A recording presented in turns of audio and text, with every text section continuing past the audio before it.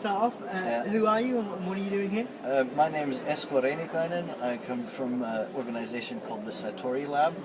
We're culture hackers, and we've been working in innovation in public sector for a couple of years. So we know the gang behind Science City York and the Genius Project, and thought we could maybe contribute something to this process. Fantastic, and obviously we're addressing the Right to Solve initiative over the last couple of days, the kind of parent-child relationship between council and residents.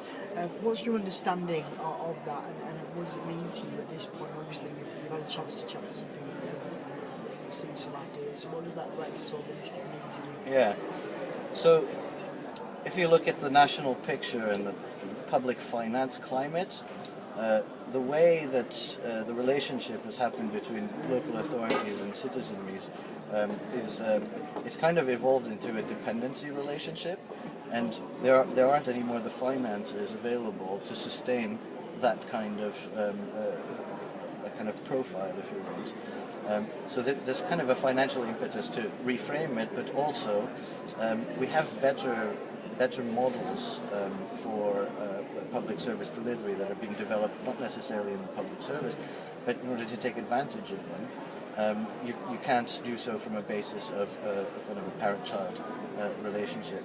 Now the interesting thing is that there's an expectation that citizens will play a greater role in the design and the delivery and the ownership of solutions to public challenges.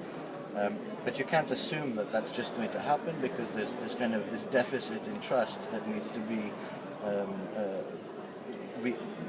trust needs to be re-established in rebalancing the relationship.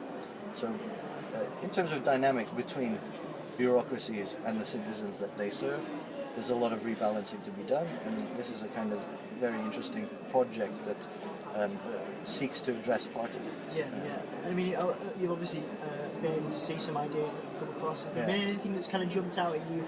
Anything that perhaps people have come up with that you feel like is valuable? Obviously, they're all valuable contributions in different ways, but anything that really stands out to you in terms of ideas on how to address this balance? Yeah, it's.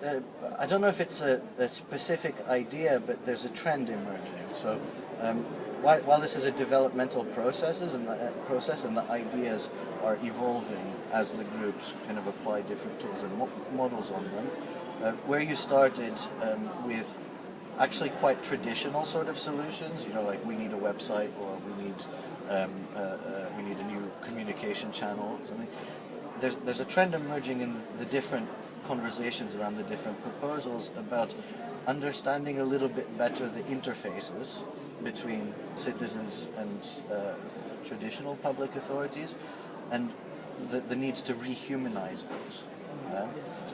So for example, I think York has actually done quite well in that, but not long ago, the typical interface for a citizen to a public service might be a desk between them and their problem and a bureaucrat who is a gatekeeper who says yes or no, kind of thing, which is quite intimidating.